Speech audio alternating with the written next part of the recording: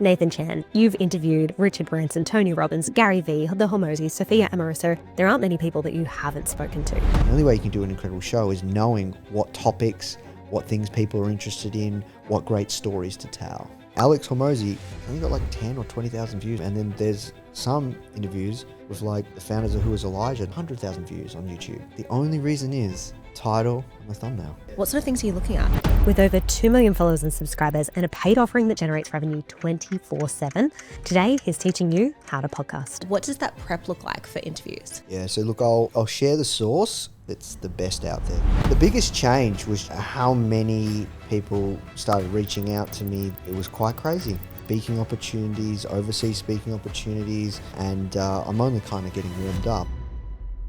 Nathan Chan, welcome to How Do I Podcast? Thank you so much for having me, Alicia. Pleasure to be here. I cannot wait to talk about your podcasting journey today. And I know our community's been so excited as well. I think the amount of questions that we got sent in, and almost every single one of them was about how does he get his guests on? So we are definitely going to cover that today. But before we get into it, a question that we ask every guest of the podcast is, what is a podcast that's regularly on your rotation and why do you keep coming back to it?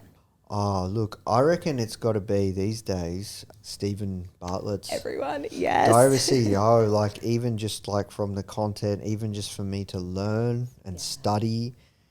Those guys are on the cutting edge. They've really taken the whole space to a whole new level. So yeah, that's really the one that I keep coming back to, I find these days. Do you know what I like about your answer there is everybody else is like in it for their personal gain in terms of like, oh, I'm an entrepreneur and I love learning about business or health and wellness. You have a similar approach to me. I love listening to it because I'm like, ooh, what's he doing?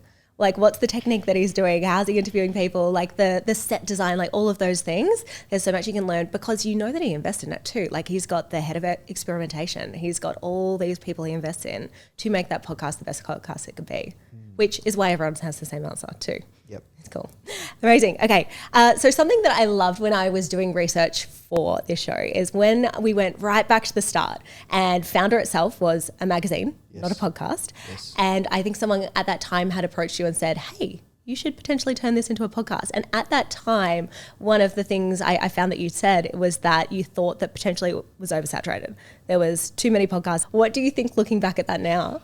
Oh, it's crazy. It's absolutely crazy. Like I thought podcasting was hot back then. Now everyone has a podcast. It's wild. Like I started the show over 10 years ago now, and it's been a wild journey, wild ride.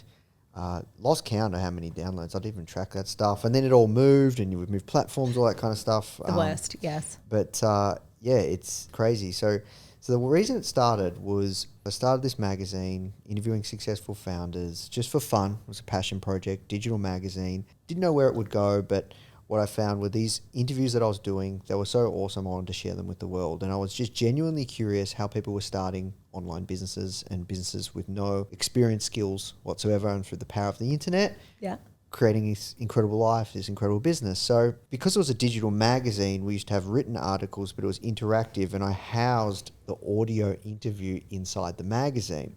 And people were paying, like the magazine was a subscription. People were paying for it. So not only did I think podcasts were hot and I thought it was oversaturated and there was a lot around entrepreneurship, but I also was afraid and worried that the fact that I was already charging people for the magazine and those interviews were embedded, that I'd be doing the wrong thing. Yep. And one of my really good friends, he ended up working with me and became a head of marketing for many years and really helped grow Foundr. He challenged me at the time and said, this is before he joined Foundr, as an early days Foundr, and it was just me. And he said, I bet you if you launch it, no one's going to care. And he's like, just see what happens. And I launched it. No one cared whatsoever. Like no one said a thing. Did it impact subscribers at all? No one cared. No one cared at all. Right? That's so crazy. So it was one of these things where I had all these interviews ready to go because I was doing them for the magazine. So it was just repurposing the content. Yeah. And now look at what it's grown into, which is so cool. And I think that's something we even hear today, like every single week I hear someone, they're like, podcasting's too oversaturated. Everyone's got one. I'm like, they really don't. Like you look at the number of YouTube accounts. Like I think we looked the other day, there was like 115 million YouTube accounts. Yes. In podcasting, there's still only about 4 million. Oh, So really? it feels so That's oversaturated, crazy. and even less of them are active, right? Yeah. So you feel like every man and their dog has a podcast, but there's still so much potential here. So I know there'll be someone that's like, better not start because of that. But like, what happens if you do? Yeah, it's wild. And like, I think, look, the creator economy, the way things are moving, you don't have to do it, but it's just such a competitive advantage in the niche, the market, speaking to your, customer target audience. Like, it's really powerful. How's the show changed over time since you first started to now? Yeah, so for a long time, I used to just do audio only because, admittedly, I was embarrassed by my setup. And so I started Foundr when I was living out of home. So I used to do some of the interviews like in an office or like a meeting room at the company I worked at on my lunch breaks or before I started work. Yeah. And then when I was living out of home, it was like this crappy kind of place. Like I couldn't show the background, nothing. And then I had a falling out with my housemate when I went full time on Foundr after about a year of starting it, that I was ended up in my parents' basement. So I was really embarrassed to show people webcam. I used to run it on Skype. I used to use this software called, I think it was called Pamela. Yeah. And that used to record. So the interviews were done on Skype. And I used to add these famous people's Skype. And so I didn't show webcam, and I was nervous, embarrassed. And sometimes I'd roll out of bed with 5 minutes to spare, embarrassingly do no research on the guest, pull up Wikipedia and interview them while I was researching because they couldn't see me. Like, it was crazy. I used to wing it. Oh my gosh. Crazy. Oh my goodness. Super unprofessional, I know. But yeah. What does it look like now? Well, now we're, in-depth research. I've got a team that helps with that. We've got, a proper studio, proper setup, video. We repurpose the content everywhere. Big focus on YouTube, not on the audio side. So we've really got a big push on video. We're really getting into clipping. There's a whole ton of stuff we're going to do there even more quite aggressively to really grow the show. Yeah, look, it's such a different beast, right? It's such a different beast. Yeah, you used to be able to record, well, you recorded in a basement, but like my first podcast, I was like literally in a cupboard, or I had like a microphone balanced on a bin for one of our shows, but no one saw, you never knew. And now it is literally like a TV production. We've got all this stuff around us now, and Netflix has just invested into podcasting. Like, it is going to be such a different world, I think even in 6 months' time to what we've seen before. You mentioned clipping just then and some stuff that you're doing. Are you able to share any of that with us? Yeah, so look, I'm starting early, very, very early days. I'm going to start running some clipping contests and stuff like that. So I'm very, very interested using WAP. Shout out to the guys at WAP, and getting some help and finding some really young, talented kids in somewhere around the world that can run it. Really curious because that's a big thing. I mean, you get hit up on Instagram every day around clipping and clipping agencies. Yes. Do you need an editor? Yeah, all that kind of stuff. But yeah, this clipping stuff is very interesting to me. Very, very interesting. Yeah, that's so cool. Is WAP like a creator platform?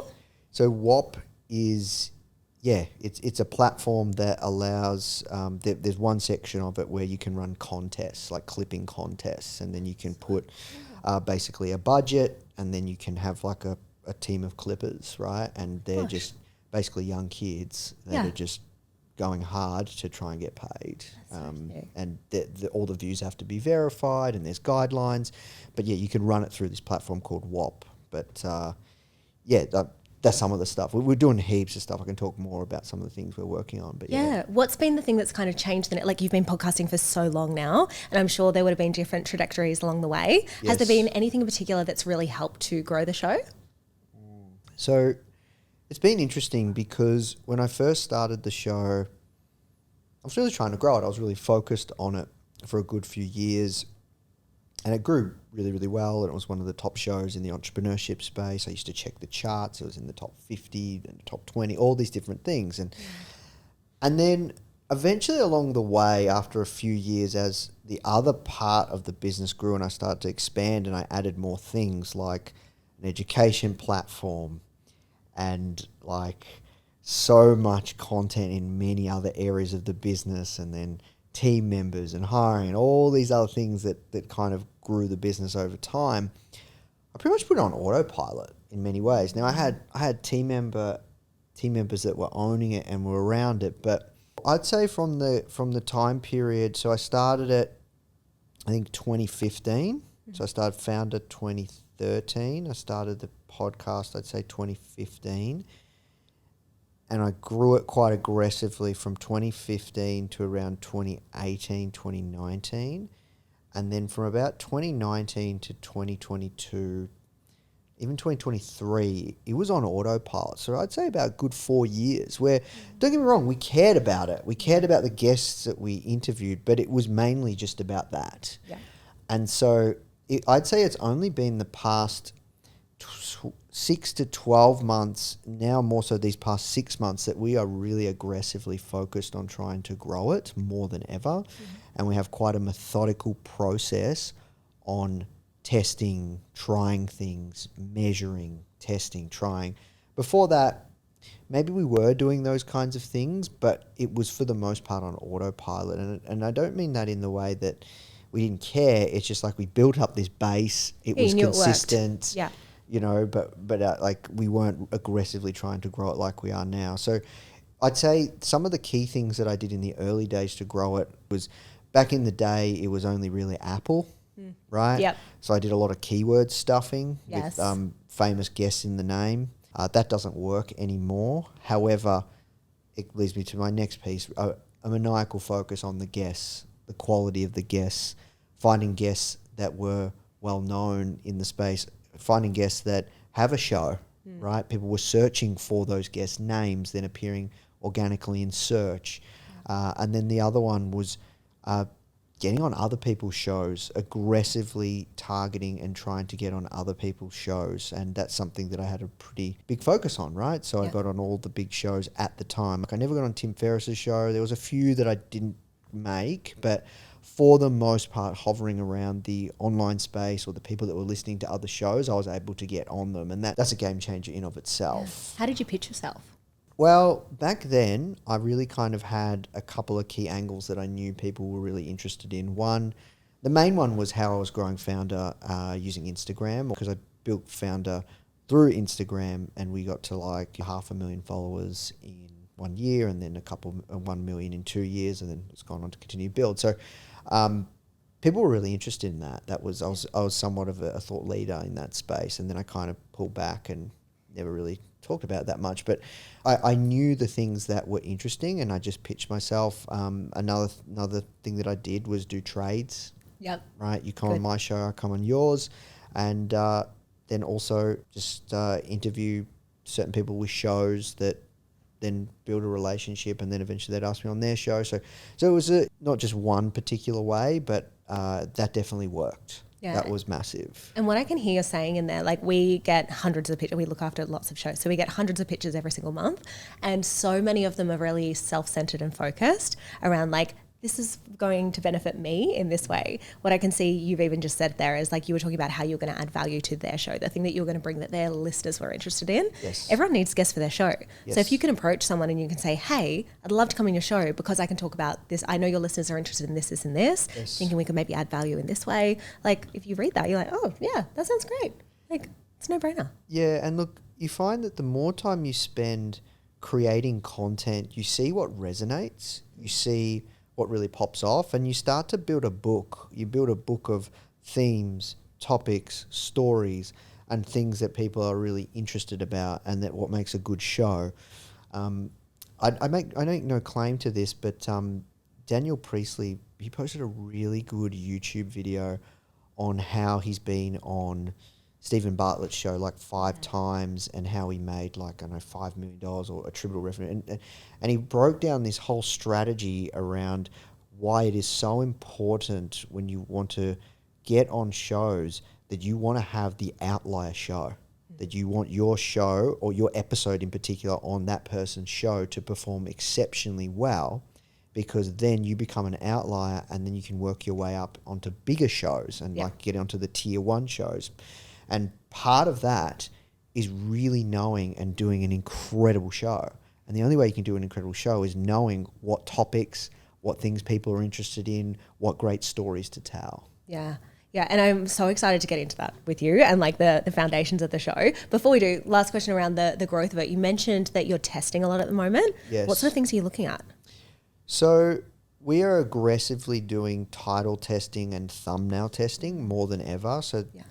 we learnt that from looking at what Stephen Bartlett's doing. You go to his ad library. We're just modeling wild. We're just modeling everything. At first, you know, because I said we're not just focused on the audio component. We're focused on the YouTube and the video component. So that builds a better portfolio as well. Because I find, yes, while an audio listener is powerful, a YouTube subscriber and video watcher is super powerful as well. And then that you take that and put it on Spotify at the same time too. So long story short, what we find is like, it's not enough just to title test and aggressively test that just for the audio component because it's just a headline, but then you use that for YouTube, but it's the thumbnail as well, right? Yeah, the huge. Thumbnail is everything, and we're just aggressively iterating that. You know, I talked about the clipping stuff. My team don't even know about it, right? I did a call like literally this week. I'm just cooking it up. I'll spend a few $1,000s. I'll test it. They won't even know. And then I'm hoping to see a big spike, right? Yeah. I'm not even going to say, hey, this is what I'm doing. And they go, hey, surprise, I found this thing. Yeah, like, that's what I love to do. Yeah, that's what I love to do. So we're testing a lot on the title, the thumbnail, how the packaging overall. And then also at the same time, we are so aggressive now on getting the right guests. So we get 50 to 100 pictures a day across myself, the team, everywhere, right? Everywhere's getting smashed with requests. Yeah. So it's partly the guests too, right? Like I did a really good interview this week, and our producer Scott was just like, yeah, hey, you know, I could see you really enjoyed that one, and it was an amazing interview. And I said, look, these days, and we go up and back about this all the time, but like at the end of the day, like, yes, it is me as the interviewer, but the guest does most of the heavy lifting in many ways. Yeah. Right. So the better the guests you can get, the better the show, the better the episodes, the better the outcomes. And a lot of the times you can see how a guest has performed, right, on other shows. And you can also see like how PR trained that person is. And more than ever, we have a focus on like, how can we make sure every single episode we put out is just getting better and better and better. So we're testing length. We've just launched a new solo show to double the downloads, right? Like, so now we're going to launch a third show, like, so all underneath the one, like, so we're doing a lot, like, and the third show was a show that, funnily enough, never really got that many downloads in the grand scheme of things for us, like in our world. And we did a season of it. I wasn't the host. It was our community manager, and she interviewed successful students in our community. It was called From Zero to Foundr. Yeah. Had about 50 episodes. She left the company. Naturally, we stopped the show. It just put it to bed. Treat it like a season, you know? Yeah. And over the past 4 years, the amount of people always that say, hey, you got to bring it back. Hey, I listened to this. I loved it. Even this week, we ran a live event and hundreds of people there. And once someone said, oh, you know, I said, like, who here listens to the Foundr podcast, whatever? And a lot of people raise hands. And they're like, yeah, I used to listen to the show where you interview the students. So we're going to bring that back. That's so cool. So we're going to bring that back and house it all under the one roof. So there's a lot of things we're doing, working on testing, trying across from guests, packaging, platform, topic, title, all of it. Yeah. And I think I love that when you talk to people that do podcasting full time, right? Everyone thinks that it's the same as, you know, starting a podcast. You just grab a mic and you start going. But the level of success and the level of intensity that people who are at the top do, like there is so much, they are businesses, right? Like 100%. There is so much that you're doing here. Has there been any standout lessons that you've found so far from what you've been testing? Yeah. Topic and title is everything. That's so killer. What sort of things about them? Well, the title and how you package it and how you sell it is what effectively drives people to click, to listen. And that's everything, right? If you want to increase your downloads, you want to increase your views, like the number one thing that we see as a variable for us on YouTube, as an example, for people to actually listen to the podcast, and you can go to our YouTube channel and you can see there are some episodes that have 30,000 views or 100,000 views or 200,000 views. And there are some that have 10,000. Why? And there are some with people you never heard of that have more views than those really famous people. So what is the reason? Like Alex Hormozi, our interview with him, for whatever reason, on our YouTube channel, think we know why. It's only got like 10 or 20,000 views or something, like not that much in the grand scheme. And then there's some interviews with like the founders of Who is Elijah, like Alex is so much bigger, well known, but their interview has, I think, like over 100,000, 150,000 views on YouTube. Yeah. Right? So why is that? The only reason is the title and the thumbnail. Right? The view durations are about the same. It's the title and the thumbnail. And so more than ever, we're testing new formats, trying, and over time we'll continue to update them. But yeah, that if there was one thing, you've got to get the title right and you've got to find a way to test it. Yep. Definitely. And I think what I can see from what you guys do, and we talk about this with our clients all the time as well, is a lot of people when they're writing titles, they'll think about like the features of the episode. Like, you know, it'll have this, this, and this. What you do really, really well is talk about like the benefit that you're going to get from listening to it, the transformation that's going to come out of it. You know, it's really talking about like, what is in it for me? If I click play on this, what am I going to get out of it? Yeah, and look, that's a new iteration and I take no claim to that, right? That's my team. I don't even come up with the titles anymore. Like we do an interview after I do it, like we kind of talk around how we felt about it and then we review the episodes, we review what's in the pipeline. But that's credit to Penny, that's a credit to Scott, that's a credit to Angus. Like I don't take any claim for that. But yes, that has been an iteration. We didn't always do that, but yes, that's how you want to do it. And we're still getting better, right? We're still getting better. Yeah, and algorithms change every day, right? So we'll just think we'll nail it and then something else will happen, which is the way of the world as it is right now. Now, when we were looking at all the different guests that you've interviewed, I struggled to find someone that you hadn't interviewed. Yes. There are a lot of incredible people and founders that you have spoken to over the time. Was there one in particular that you interviewed them and you're like, whoa, like I did not expect to be doing this? You know what? I thought it was really cool to interview the founder of Airbnb, Joe Gebbia, just because the sheer volume and size of platform that he's built and just how much of a humble, down-to-earth guy he was. I always thought it was really cool. Some of the famous, you know, well-known people have said to me offline, you know, like, oh, hey, you know, congratulations on your success, or I'm a fan, or I listen to the show. Yeah, that's been really cool as well. It'd be so interesting, just all the different people from so many different walks of life that you've spoken to. How do you said now, like it's about that quality of guest. How do you choose your guests now? Yeah, so it's evolved over time. And Foundr's evolved over time. For a very, very long time, Foundr was an entrepreneurial show for everyone looking to start or grow a business. But then over time, I'd say about 3 years ago, I made a strategic shift. And it's been a slow one, but it's really paying off. I made a strategic shift to really focus on serving e-com founders.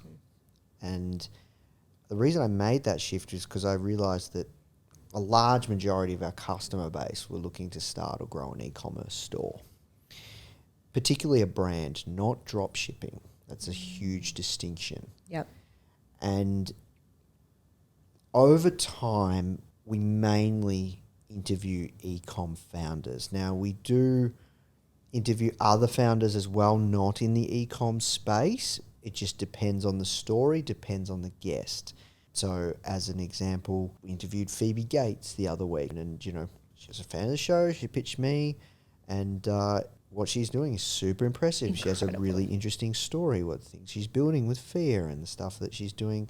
She's on the Unwell Network and she's got the Burnout Show. Like really, really interesting, right? So it depends, but we tend to really kind of know who our customer avatar is of somebody that's looking to start or grow an e-commerce brand. We also know as well that there's a large proportion of our audience and community that are female. And so we actually interview a lot of females, like some ways more females than males. And that's not a strategic thing per se, but it's just something we're conscious of. Yeah. Right. And you can look at our show and you can see how it's evolved there. So those are some key things that has changed over time. We interview less tech founders now, less and less and less tech founders. I'd say we used to be pretty balanced across e-com, agency, but big pull on tech, SaaS, that side of things, software.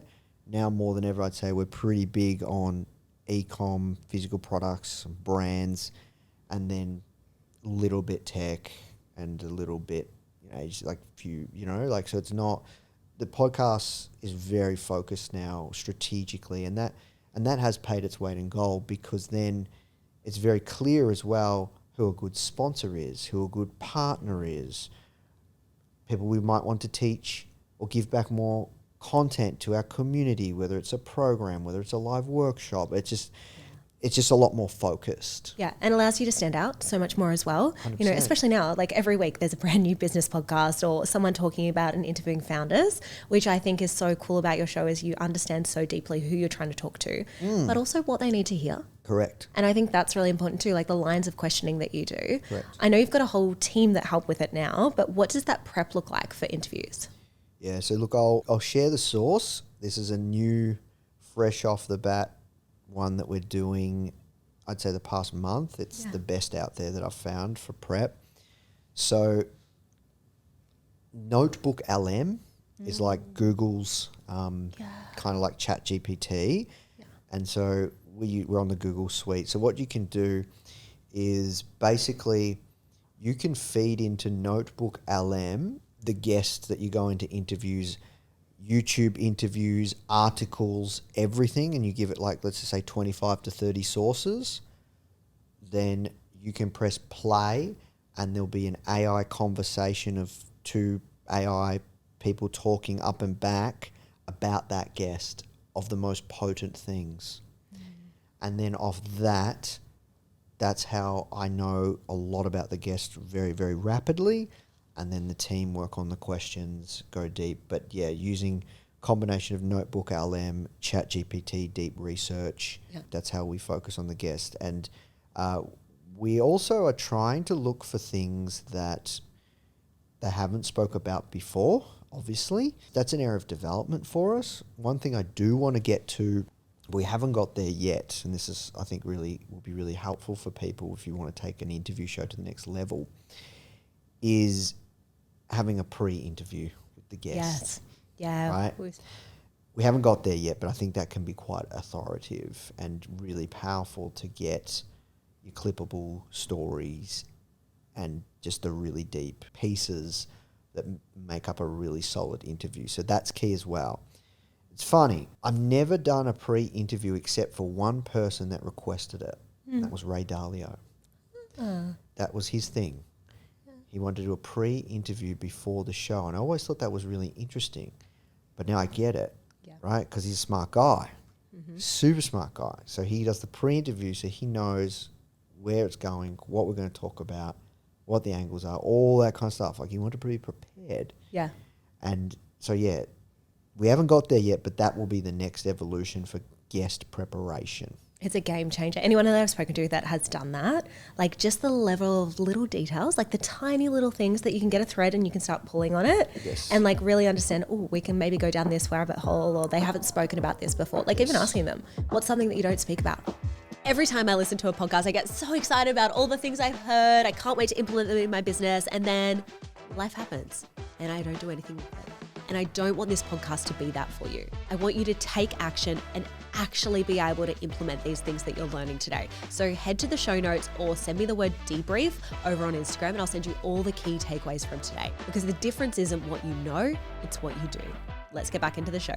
Yeah, 100%. It's like they'll give you so much gold there, which is really cool.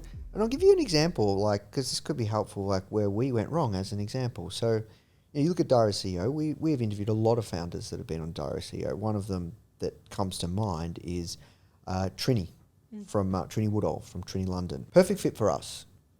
E-com founder, amazing story, super PR trained. I've interviewed her twice, right? Great interviews. She was fantastic, both in person when she was in town, come down to our office and studio. One of them popped off, but for us, popping off maybe 50 to 100,000 views plus. Then I see she'd done one on Diary of a CEO. The angle was, has she overcome a drug addiction? Right? Like, so much more potent, so much more powerful, right? So much like she never would... Never speak about that. Yeah. And so it is clear, right? I could have done a better interview than what I did if I had have found out some of these things, because it was there. Yeah. And I've interviewed her 2 times, right? So that's the next evolution for us. So we haven't got it all worked out, and I want to be always open, honest, and candid. Like, these are things that we're thinking about that we haven't got to yet. Yeah, but you're working on bettering it, which is incredible. With using ChatGPT and AI and those sort of things, have you found that it's hallucinated ever for you and given you completely untrue information? Yes, you got to be careful. Yeah. We've had a few times with guests and we've been like, no, that's definitely not correct. So you do have to be careful with it, but it's such a powerful tool when you can get that and you can really understand like all the different angles. Looking back again at all the different guests that you have interviewed, I loved again hearing the way that you got Richard Branson on, and it was years ago now, right? You know, the world was a very different place. Who was the hardest guest to get them to say yes? Or who did you chase for the longest? Ooh. So I don't manage talent. That's by Penny now, and she's really tapped into the space. She's fantastic. Look, there's one that comes to mind, and it took me about 2 years, and it was just, this was early days Foundr, and it was just very gradual follow-up, and it was Barbara Corcoran. So she's a shark on Shark Tank America. Yeah. And so I was always dealing with her assistant, because every single founder or person or thought leader in, you know, whatever market or industry you want to start a show in or interview people, they have a gatekeeper, and you need to find that gatekeeper. And so Barbara's gatekeeper was her assistant, and I think her assistant worked for her for quite some time. And, you know, I reached out, and her assistant picked it up, and she said, no, not available. And I said, okay, well, when should I check in? 6 months from now. I check in again. No, not available. I said, when should I check in? I say, 12 months from now. Okay, when should I check in? Okay. And then they say, yeah. So it took 2 years. Yeah. Right? But that persistence, constantly talking about, hey, I've interviewed this person now. I've interviewed a few of her colleagues now. You know what I mean? Show the growth. Yeah. Yes. I've interviewed, you know, Mark now. I've interviewed Robert. Like, you know, like we'd love to have you know, Barbara on. So. Even the fact you added that last question, when should I check in again? Because you know it's not a no. It's just a no, not right now. Yeah. Which I think that's such a different mindset. Most people would ask that first question and then be like, oh, okay, well, they said no, never mind. Yeah. But you never did that. No. If you were giving someone advice to get their dream guests on, but we spoke earlier about making it something where you can show the value of you going on their show. We've spoken about now, like finding that gatekeeper. Is there any other advice that you give them? Yeah, so I'll talk through how I was able to get certain guests that people would know. Right? So one of the big ways that I learnt this was if somebody has a book coming out. So if it's a famous guest or a thought leader in your market, in your industry, most likely they've written a book or they're going to write a book. Mm-hmm. So there's something on Amazon called the Amazon Coming Soon list. Yes, under the it's my favourite place. Yeah. And those books are submitted to Amazon beforehand, usually by the publisher. So you can see that the books are coming. If you can see the books are coming and when they will be released, then that's when you want to get on the front foot, because they're going to do press tours and press rounds. So, for example, when I interviewed Tim Ferriss, I got a link to his calendar. He didn't book into mine, I booked into his. And you could see, you know, he was doing a press run for his, you know, short TV series show that he did. And he was just slotting them in back to back to back to back to back to back. So these kind of hard to reach people, they time chunk out their press tour and press run. And effectively, you need to find the gatekeeper. But it's much easier to interview these well-known, I guess, thought leaders if they've launched a book, if they're looking for press. That is absolutely key. The relationships that you build with the PR companies as well, right? PR companies are on a retainer, so you can make them look good, right? So for us, we have relationships with, as an example, Penguin Random House, right? We have relationships with other big PR firms that represent a lot of big brands or a lot of big personalities or thought leaders, and we maintain those relationships both ways. hey, who have you guys got coming on? Hey, who could we work with? And so that's a really strong way, because they're being paid like that. Like, Yeah, so yeah, they're of course, it's looking in for their press, interest. right? Yeah. So they are gatekeeping, they're filtering, doing the filtering. Yeah. Another thing that has been incredibly powerful, which gave me a leg up, is having a magazine and having a front cover. Of course. Everyone wants a front cover story. Yeah. So our magazine, we've been publishing it for 12, 13 years. Never missed a month, but then it kind of, eventually we made it free just for lead gen, and then, it's now basically quarterly, but we don't publish it as much, and it's not as much a focus for the business. However, we still have it. But that has always served really, really powerfully it's much stronger to be able to say to somebody, hey, want to be on the front cover of this magazine, leading magazine or whatnot, whatever you want to call it, versus, hey, want to come on my show. Yeah. Right. So that's always had a lot of weight, and that's how I was able to secure and interview a lot of famous thought leaders in my market off the gate very early on. That wasn't by strategy, it was by surprise that I worked out, and I just doubled down. And then obviously, as I shared, I took those interviews and repurposed them.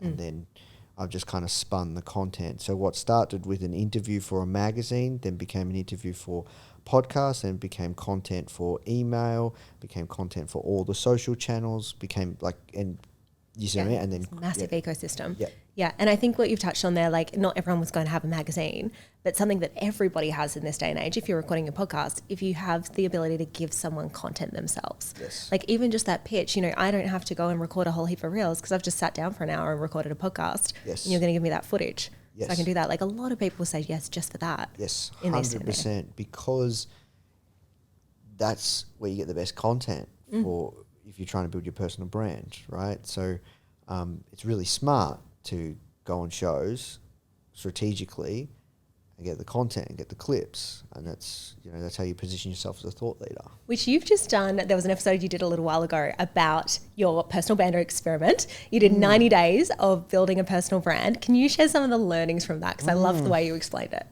Yeah, so it's been interesting, right? So I've always been the face of Foundr, not because I wanted to be, but it just so happened that way. And I bootstrapped the company, and I did the interview, like all those kinds of things. But it didn't actually come natural to me. I didn't know if it was me. I didn't know if that was something I wanted to do. So for quite some time, like I'm talking a very long time, I didn't feel like I was good enough, or I felt like an imposter, and I didn't feel comfortable kind of, hey, I'm Nathan, this is what I have to say. Yeah. And I also used to think to myself, I don't want to make Foundr about me. I want to build a scalable asset and all these silly things, right?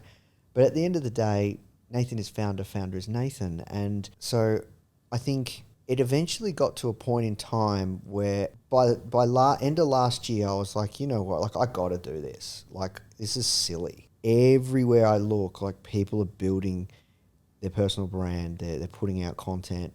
And not that I wasn't putting out content, but I wasn't building a relationship through Nathan. Yeah, like, that personal brand aspect of it. Yeah. Yeah, that's right. I wasn't building a relationship through Nathan. And so, and I knew that people were interested in what I had to say. So when I went away and took my break over the Christmas holidays, I went away in January and I went to the Maldives, and I read this book. I picked up this book called The 90-Day Brand by Dane Walker. Love. And it was such a fantastic book, because I think one of the biggest things that holds us all back when it comes to creating content is not knowing what to post, right? It's not just like, I don't want to do it, I'm afraid. Like, I'm afraid how I'll look, how others will perceive me. But then it's actually, well, what the hell do I do, right? And he just gave such a great blueprint for working out what to do. And I love consistency. Like, I've been so consistent with the Foundr podcast. I've put out one episode every week for 10 years. It's amazing. Right? And that compounds. Right? If you want to talk like old school growth hack, it's just be consistent. Yeah. Right? Get to your first 100 episodes. Yeah. Right? That's the rule. Like, your podcast is not serious unless you've done 100 episodes. Yeah, so for my personal brand, I took it the same way. I was going to post once a day, and I did it for 90 days. And the biggest thing I discovered is, oh my God, I should have been doing this 10 years ago. Seriously, If I was doing that, oh my God. What was the biggest change? Well, the biggest change was just how many people started reaching out to me, the opportunities it created commercially for Foundr as a business, commercially for me. It was quite crazy, really crazy. Speaking opportunities, overseas speaking opportunities, the list goes on. And I'm only kind of getting warmed up, and I'm still kind of learning and playing and experimenting. So I'm about, 7-8 months in, I reckon. Yeah. And yeah, it's been really fun. I'm only focusing really on Instagram as a channel because that's really my channel. Yeah. But yeah, next year I'm going to start building a solid, dedicated team around it. I'm really excited. That's so cool. And isn't that wild that you've been doing this for 10 plus years, right? The only thing that's changed is you started sharing the behind the scenes of what you're doing. Like nothing else has really changed. It's just people now know what you're doing outside of sitting behind the microphone on the podcast. Yep. That's all. That's crazy. That's all. And what's also cool is it's just so much easier with AI. If I was trying to do this 10 years ago, it'd be so much more work. Like it's so good just to be able to use AI to help you. And then I'm going to start getting onto N8N and automating a lot of it. And then I move to a review standpoint. So a lot of the heavy lifting, even more, is done. Now I am supported by my team in some capacity, or from a design perspective, or some clips, bits and pieces. But for the most part, it's been driven by me. And it's really fun. And so, yeah, I should have been doing it a long time ago. Love that. Well, watch this space to see what comes next. Yep. Something else I'm really excited to talk to you about is that monetization aspect, and not in terms of sponsors or the traditional ways that people think that you make money from podcasting, because we both know that's not actually how you can make money from podcasting. You make some, but there's a lot of power in being able to build and create something that your community can benefit from. Yeah. And you have done that with the education platform. Talk to us about that journey and bringing that all together. Yeah, so I'll tell you how this came about. It's actually quite interesting. So we do have sponsors in the Foundr podcast now, and we've monetized a lot of our content that way through sponsorship. But we didn't for quite some time, and I'll tell you why.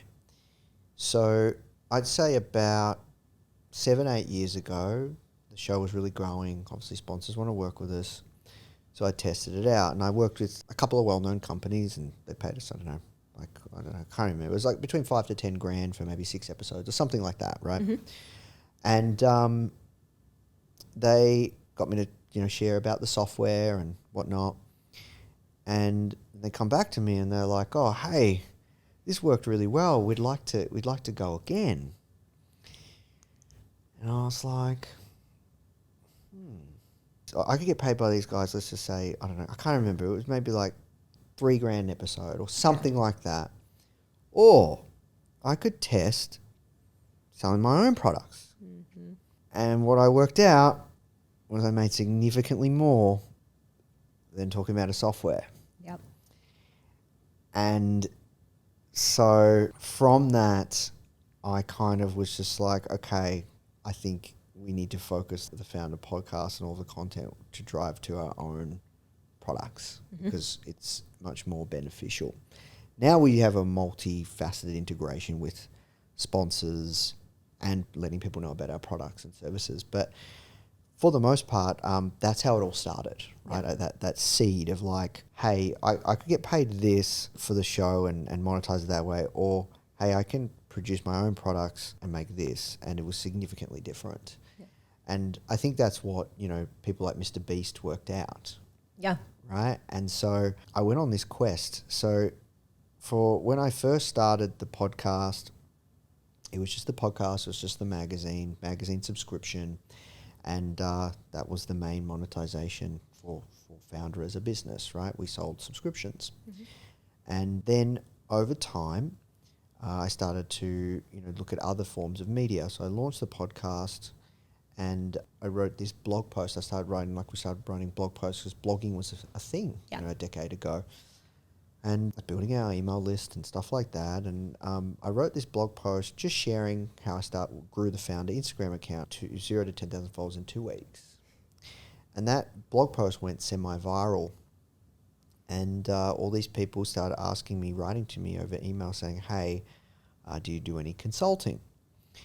And, I played around with the consulting piece a little bit because I was full-time on Foundr and did a few bits and pieces. I thought, hey, maybe this could be a little side thing. And anyways, what I realized is that's not something I want to do. I don't want to deal with clients. Yeah. And so they're like, well, did you consult? And I was like, no. And they're like, oh, well, do you have a course? And I was just like, well, no. And then so I taught a cohort-based course. And, courses still were a thing back then. They're massive now. It seems everyone has a course too. And I did this cohort-based course saying, hey, I used Instagram to grow my magazine. Would anyone like to learn? It's a 6-week program, and I will teach you live every week. And we, I think we did 5 figures. Wow. From an email list of maybe a couple of thousand people. Wow. And I was just like, okay, all right, this I think is a better avenue for us. Yeah. And so I really started to get into the online learning and online education space. And after a while selling that course, I was kind of like, well, I don't want Foundr to be like the Nathan Chan thing, right? I want to build something beyond me. So and then I realized that our listeners, certain guests, they wanted to learn more from.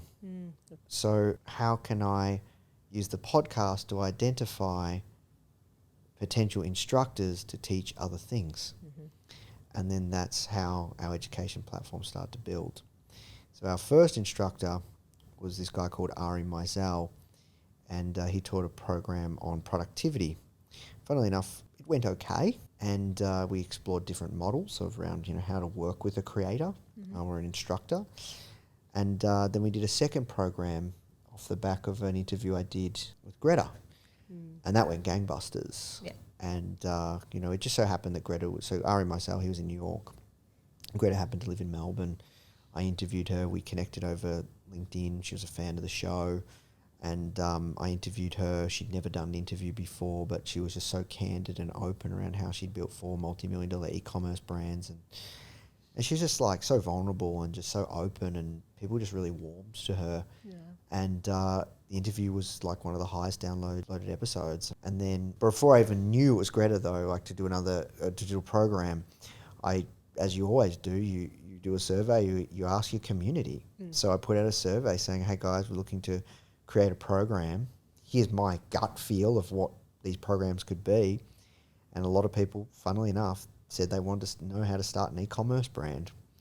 And naturally, genius. I went to Greta. Yeah. And, we partnered on this program. And then over time, I added many other instructors. So we've got 50 instructors that teach programs on the platform. Eventually moved it to subscription, all these different things. But that is how we built the education platform for Foundr, which ended up now as Foundr Plus. And then we added coaching and one-to-one mentoring and all sorts of other things as part of the monetization there as well. But in a roundabout way, from a monetization standpoint, yes, we do monetize our assets through sponsorships, but it was never a big part of the business. It's a decent part of the business now. But it really was driven from, think of it as premium content. Yeah. And I think something that you and your team do in such a genius way is integrate that as an option for people to learn more from you.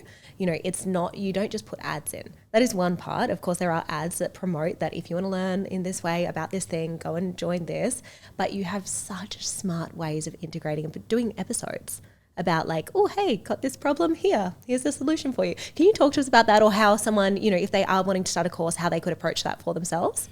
Yeah. So look, one thing I have also learnt along the way is your podcast listeners are your best people, right? You look at YouTube and you look at podcasting, the relationship you build with somebody, if someone's listening to your show every single week for a year, that means effectively they've listened to you for 52 hours.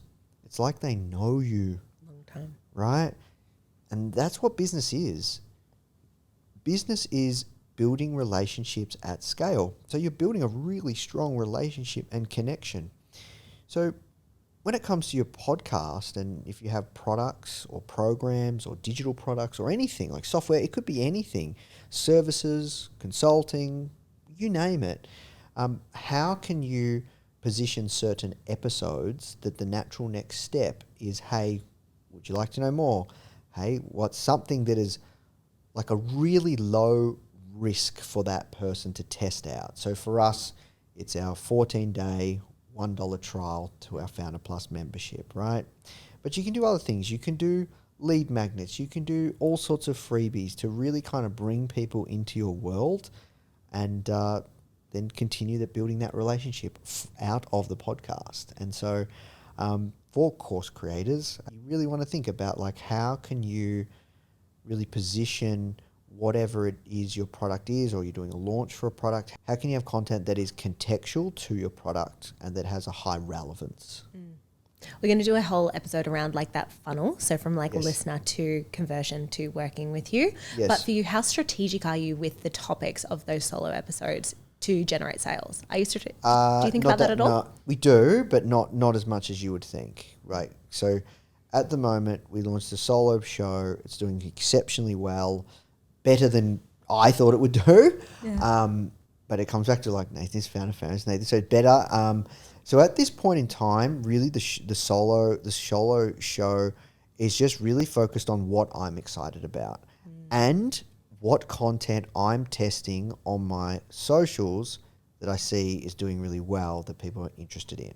And then from that's where the solo show comes in. And then if there is relevancy, then it makes sense. But no, the main goal with the solo show is just to continue to build my personal brand and continue to build the podcast. Which I think you can tell. There's so many shows where they'll have a product or a service or an offering, and the main objective of the episode that they have is to sell that. Yes. And you can hear it down the microphone. Like it almost Yes. like gives you the ick. You're like, I'm never going to buy that because I just don't resonate with it. Some people do it really well, and like you can tell that that's what they're doing, but it doesn't feel that way.